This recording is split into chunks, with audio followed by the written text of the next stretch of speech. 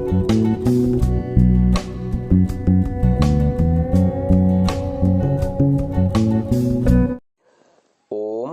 नमस्ते जी।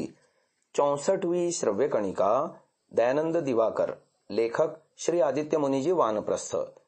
हम चतुर्थ अध्याय दिवाकर का बाह्य जगत में विचरण, इसके अंतर्गत नील पर्वत पर स्वामी दयानंद से मिलने आए सज्जन महानुभावों के विषय में, उनके बीच चल रही चर्चा के विषय में आपको बता रहे थे। पंचम सज्जन कुंवर सिंह जी ने पूछा, स्वामी जी महाराज, युद्ध में जय अथवा पराजय अनिश्चित होती है।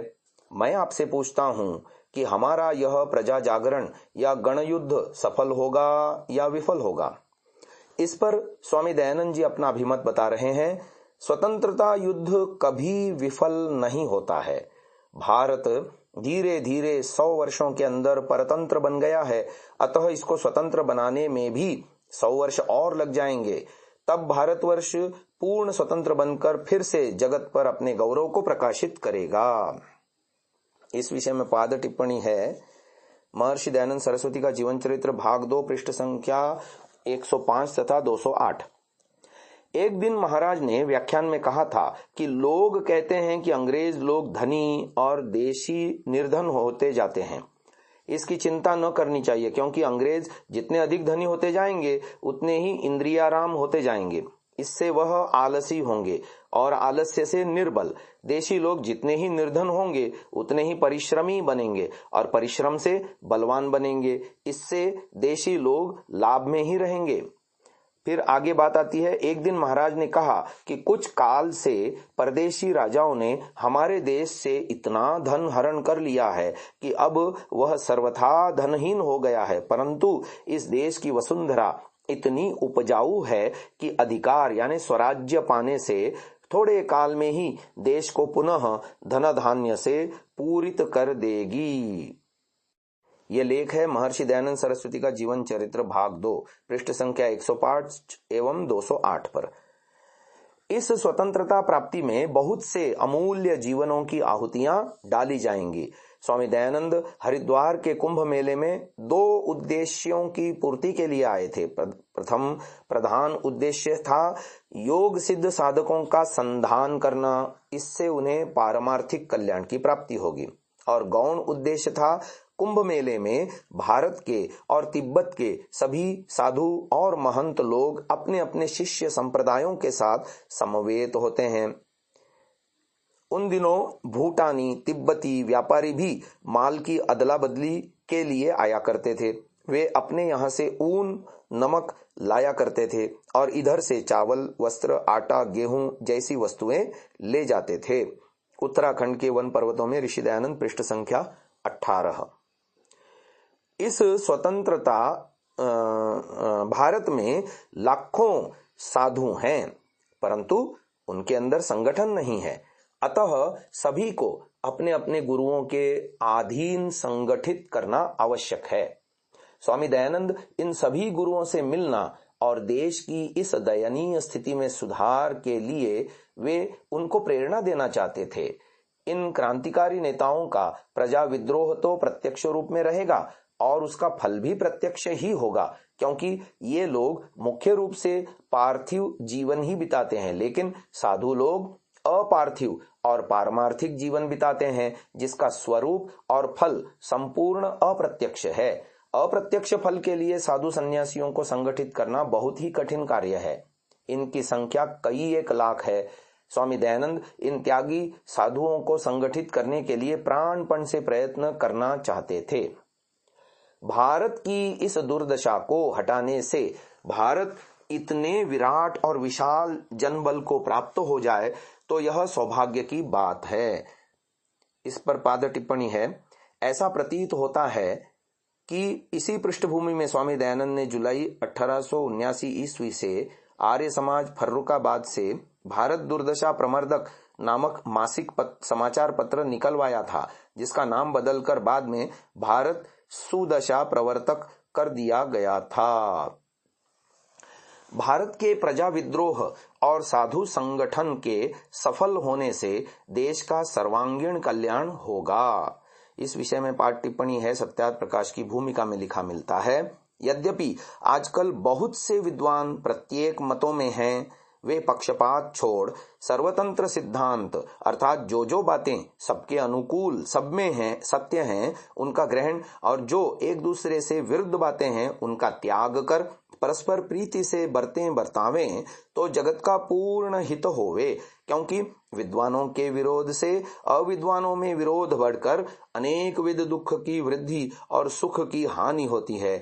इस हानि ने, जो कि स्वार्थी मनुष्यों को प्रिय है, सब मनुष्यों को दुख सागर में डुबो दिया है। इसमें संदेह नहीं है, साधु संगठन की परिकल्पना को छोड़ देने से वे तत्काल ही इनके साथ प्रजा विद्रोह में सम्मिलित हो सकते थे, परंतु स्वामी दयानंद हरिद्वार के कुंभ मेले से मानसरोवर, कैलाश और तिब्बत की ओर योगी साधुओं के संधान में जाना चाहते थे, जहां असंख्य साधु सन्यासी हिमालय की विभिन्न ऋषि पल्लियों में और पर्वत कंदराओं में रहकर योग साधना करते हैं, और कोई तो साधना के आसनों में बैठे बैठे ही अपने जीवनों को छोड़ देते हैं।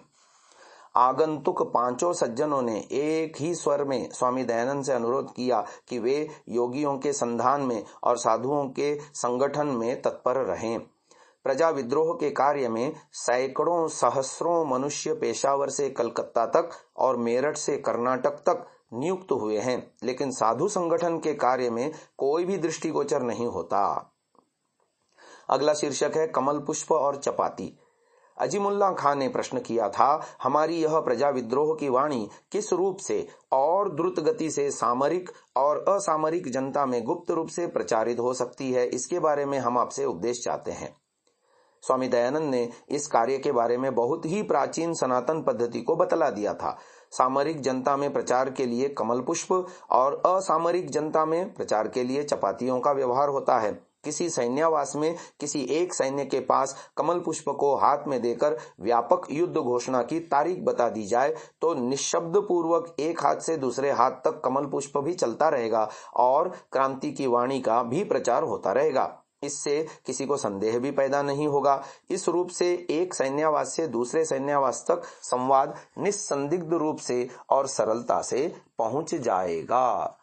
असामरिक जनता में प्रजा विद्रोह की वाणी उसी रूप से प्रसारित करने के लिए किसी गांव में प्रवेश कर किसी व्यक्ति को व्यापक विद्रोह की ठीक तारीख बता देने के बाद एक व्यक्ति को चपाती दे देनी चाहिए। वह उसे एक टुकड़ा लेने के बाद दूसरे व्यक्ति के हाथ तक पहुंचा देगा। इस रूप में टुकड़े होकर चपाती समाप्त हो जाने पर अगला व्यक्ति नई चपाती बनवा के उसी रूप में दूसरे हाथों में दे देगा। इस प्रणाली से गांवों तक एवं शहरों से शहरों तक व्यापक विद्रोह का समाचार प्रचारित हो जाएगा।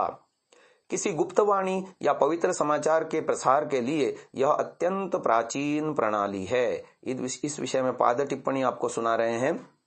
द्रष्टव्य the Oxford history of India by Vincent A Smith. Azimullah Khan ने स्वामी दयानंद की बताई हुई इस प्रणाली के द्वारा सारे भारत में सर्वत्र क्रांति के समाचार को पहुंचाने का प्रबंध किया था। जिनके हाथों में चपाती या कमल पुष्प आ जाएगा और यदि वे इसको दूसरे हाथों में नहीं देंगे तो भयंकर पाप के भागी बन जाएंगे। इस स्वाभाविक भय से ही प्रचार कार्य चालू रहा। इस सांकेतिक अन्यथा गुप्त प्रणाली के प्रवर्तक बहुत पुराने जमाने के व्यक्ति थे। आजकल भी यह प्रणाली चालू है। इस विषय में पाद टिप्पणी है। सर्वखाप पंचायत सोरम जिला मुजफ्फरनगर से श्री निहाल सिंह आर्य दिल्ली को प्राप्त 11 पत्रों से यह तथ्य उजागर हुआ है कि सन 1855 के प्रारंभ में, संभवतः मार्च 1855 के पूर्वार्ध में, एक सभा हरिद्वार में हुई थी जिसमें बहादुर शाह जफर का पुत्र फिरोज शाह, राव साहब मराठा, बाला साहब मराठा, रंगो बापू, अजीमुल्ला खां और रमजान बेग उपस्थित थे। कुल उपस्थिति 1500 के लगभग थी। इस सभा का व्यय टीहरी गढ़वाल के राजा ने दिया था। इस सभा में ब्रिटिश सरकार के हिंदुस्तानी सैनिकों एवं प्रजा में विद्रोह की भावना का प्रचार करने के लिए कमल फूल और चपातियों के वितरण की योजना स्वामी ओमानंद ने स्वामी पूर्णानंद और अन्य साधुओं से मिलकर, जिनमें स्वामी दयानंद सरस्वती भी सम्मिलित रहे होंगे, तैयार की थी। इस प्रकार स्वामी दयानंद ने जो योजना अजीमुल्ला खां को बताई थी वह स्वीकार कर ली गई। तो इस चर्चा को हम यहीं विराम दे रहे हैं। आगे साधु संगठन की बात आ रही है। इस सुदीर्घ चर्चा के बाद पांचों सज्जन प्रणाम करके चले गए। श्रीमंत नाना साहेब ने मुझको हिमालय भ्रमण के बाद कानपुर बिठूर आने के लिए निमंत्रण दिया था और मैंने उनका यह आमंत्रण स्वीकार कर लिया था। बिठूर कानपुर से 1.5 योजन की दूरी पर पश्चिम की ओर गंगा के पश्चिम उपकूल में है। ब्रह्मा जी ने यहाँ यज्ञ किया था, इसलिए इसका नाम ब्रह्मावर्त है। नाना साहेब बाजीराव पेशवा के दत्तक पुत्र थे। इनका प्रकृत नाम धुंधु पंत था। द्वितीय बाजीराव ने अंग्रेज सरकार को आत्मसमर्पण किया था और वार्षिक 8 लाख रुपए से संतुष्ट होकर बिठूर में अंग्रेजों के नजरबंदी के रूप में रहने लगे थे। द्वितीय बाजीराव की मृत्यु के बाद अंग्रेज सरकार ने वह वार्षिक 8 लाख रुपए देना भी बंद कर दिया था। यही नाना साहब प्रजा विद्रोह के अन्यतम नेता थे। स्वामी दयानंद का कथन। आज की इस चर्चा को यहीं विराम देते हैं। ओम।